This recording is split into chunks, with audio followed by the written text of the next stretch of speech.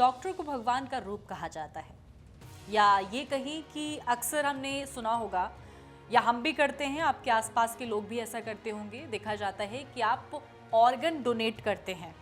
कई लोग ऐसे होते हैं, इसको बहुत पुण्य का काम समझते हैं और अपना ऑर्गन डोनेट कर देते हैं। खासकर किडनी डोनेशन का भी आपने अक्सर सुना होगा।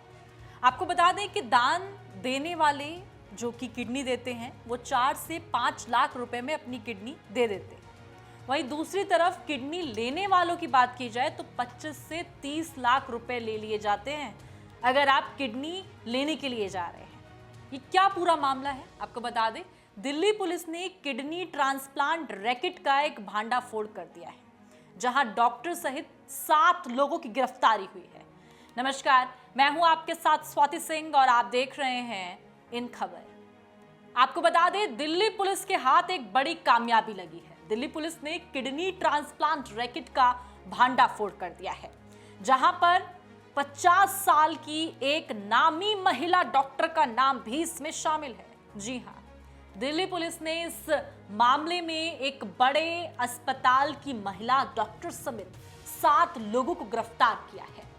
दिल्ली पुलिस की क्राइम ब्रांच ने बांग्लादेश से लेकर राजस्थान तक चल रहे इस अवैध किडनी रैकेट को चलाने के आरोप में 50 साल की एक महिला डॉक्टर को गिरफ्तार किया है। और ये महिला डॉक्टर जितनी नामी है और जहां वो डॉक्टर बैठती थी जिस अस्पताल में, वो अस्पताल भी बहुत नामी है। जी हाँ, क्या कुछ ये पूरा मामला है, कैसे दिल्ली पुलिस महिला डॉक्टर तक पहुंची और क्या कार्रवाई अभी तक इसमें हुई है और आखिरकार पूरा मामला क्या कहता है, चलिए जान लेते हैं। 7 लोग गिरफ्तार हुए हैं, जिसमें 3 बांग्लादेशी नेशनल हैं और एक उनका ट्रांसलेटर जो इंडियन था और एक डॉक्टर और उसके 2 हॉस्पिटल स्टाफ, तो कुल 7 गिरफ्तार हुए हैं। अच्छा, जो डॉक्टर हैं वो 2 अस्पतालों से बताए जा रहे हैं, तो क्या रोल था अस्पताल का, कैसे पूरा ऑपरेट करते नहीं, वो सेम ही डॉक्टर 2 हॉस्पिटल में ऑपरेट करती थी, अलग नहीं है। एक ही डॉक्टर 2 हॉस्पिटल में ऑपरेट करती थी।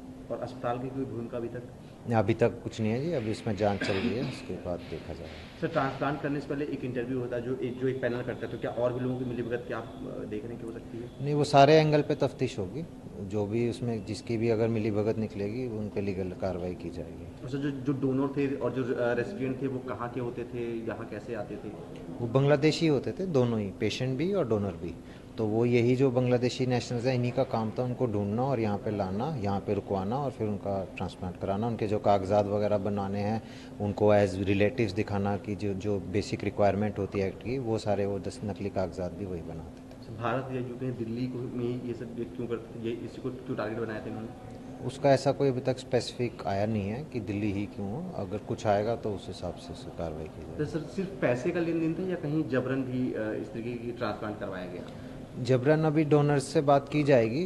कुछ ने, 1-2 ने कहा भी है कि हमने मना किया था पर फिर भी हमारा कर दिया, बट पैसे तो उन्होंने लिए ही हैं, तो एक तरह से वो भी मुलजिम तो ही हैं। लगभग कितने पैसे का सर लेन देन होता, कितना अमाउंट खर्चा होता था इसमें जो रिसिपेंट देता था? जो रिसिपेंट या पेशेंट है वो कम से कम 20 से 25 लाख पूरे केस में देता था, उसमें फिर आगे ही अपने हिस्से से देख लेते थे। सर, कहीं कोई प्रशासनिक मिलीभगत या ऐसा कुछ अभी तक की जांच में आया हो? नहीं, अभी तक नहीं। ठीक है सर, थैंक यू। ये मामला अपोलो अस्पताल का है।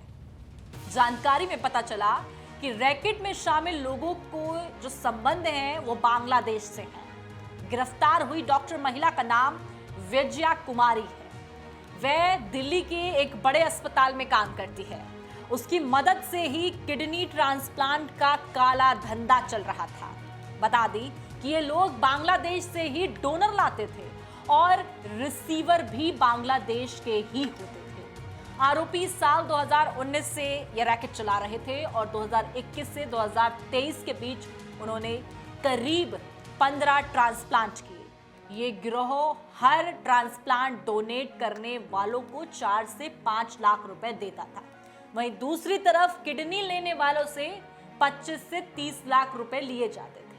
इस गिरोह में शामिल लोग बांग्लादेश के जरूरतमंद लोगों की मजबूरी का फायदा उठाते थे। इसके बाद उन्हें अल शिफा नामक मेडिकल टूरिज्म कंपनी के जरिए फर्जी कागजातों पर दिल्ली बुलाया जाता।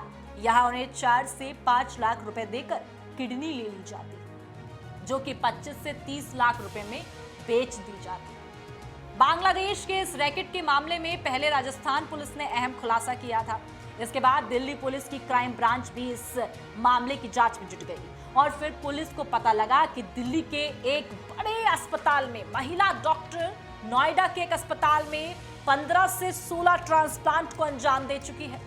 आरोप है कि इस महिला डॉक्टर के प्राइवेट असिस्टेंट के अकाउंट में इस अवैध धंधे का पैसा आता था और महिला डॉक्टर उसे कैश में निकलवा लिया करती थी। दिल्ली पुलिस के मुताबिक ये पूरा रैकेट बांग्लादेश से संचालित हो रहा था। इसके लिए बांग्लादेश में रैकेट के जो लोग थे वो डायलिसिस सेंटर चलाते थे और वहां पर देखते थे कि किस मरीज को किडनी की जरूरत है, उसकी पैसे देने की कितनी क्षमता है। एक बार अगर कोई मरीज 25 से 30 लाख रुपए देने को तैयार हो जाता तो फिर एक इंडियन मेडिकल एजेंसी के जरिए वह उसे इलाज के लिए भारत भेज देते थे। उसके बाद इस रैकेट के लोग किसी गरीब बांग्लादेशी को पकड़ते और उससे पैसों को, आपको बता दें, प्रलोभन देकर किडनी देने के लिए तैयार कर लेते। फिर उसे साझा, आपको बता दें जिस तरीके से ये पूरा मामला सामने आ रहा है, जहां ये बताया जा रहा है कि किस तरीके से गरीब लोगों को झांसा देकर भारत लाया जाता। जिस मरीज को किडनी की जरूरत होती थी उसे उसका रिश्तेदार बताते। इसके बाद उस व्यक्ति का नकली दस्तावेज बनवाकर महिला डॉक्टर के जरिए उसकी किडनी निकलवा देते। इस महिला डॉक्टर को दिल्ली पुलिस की क्राइम ब्रांच ने 4 दिन पहले दिल्ली से ही गिरफ्तार किया। मामला सामने आने के बाद अपोलो अस्पताल ने महिला डॉक्टर को सस्पेंड कर दिया। आपको बता दें अपोलो अस्पताल बहुत नामी हॉस्पिटल है और ये महिला जो है, महिला डॉक्टर, ये भी काफी नामी डॉक्टर है। पुलिस के मुताबिक कुछ डोनर्स ने यह भी बताया है कि उन्हें नौकरी के नाम पर हिंदुस्तान लाया गया और फिर यहां पर उसकी किडनी निकाल ली गई। आपने अक्सर ये कहानियां फिल्मों में देखी होंगी, लेकिन ये मामला जानने के बाद आप भी हैरत में पड़ गए होंगे कि अभी भी हमारे आसपास इस तरीके की गतिविधियां हो रही हैं जहां पर आपको पता नहीं होता और आपकी किडनी निकाल ली जाती है या फिर आपको झांसे में लेकर आपकी किडनी निकाल ली जाती है। किस तरीके से बांग्लादेश से हिंदुस्तान तक ये नेटवर्क चल रहा है और बांग्लादेश के लोगों को जिस तरीके से, जो गरीब हैं, जो इस पूरे मामले में साफ तौर पर बताया जा रहा है किस तरीके से उन्हें फंसाया गया, उन लोगों को किस तरीके से झूठा झांसा देकर भारत लाया जाता, चाहे नौकरी का बहाना हो या फिर किसी और तरीके से। महिला डॉक्टर की इसमें भूमिका सामने आने के बाद अपोलो अस्पताल की तरफ से इस पर बयान जारी किया गया। अस्पताल की तरफ से कहा गया कि महिला डॉक्टर को अस्पताल में पेरोल पर नहीं बल्कि उनकी सेवा के बदले फीस के आधार पर नियुक्त किया गया था। डॉक्टर की सेवा को सस्पेंड कर दिया गया है। अस्पताल की तरफ से यह भी कहा गया है कि महिला डॉक्टर द्वारा यह काम किसी अन्य अस्पताल में किया गया। शुरुआती जांच में आपको बता दें इंद्रप्रस्थ अपोलो अस्पताल में ऐसा कोई भी कृत्य नहीं हुआ है, ये जानकारी सामने आ रही है। ऐसे में एक और अस्पताल खुद को बचा रहा है, दूसरी ओर महिला डॉक्टर का ये पूरा का पूरा कारनामा अब सबके सामने आ गया है। ये महिला डॉक्टर जो काफी ट्रांसप्लांट कर चुकी है, अब ये नहीं पता कि किस तरीके से, कब तक, कितने बड़े नेटवर्क को ये महिला डॉक्टर अंजाम दे रही थी। इससे जुड़ी तमाम जानकारी के लिए हमारे साथ बने रहें और देखते रहें इन खबर। धन्यवाद।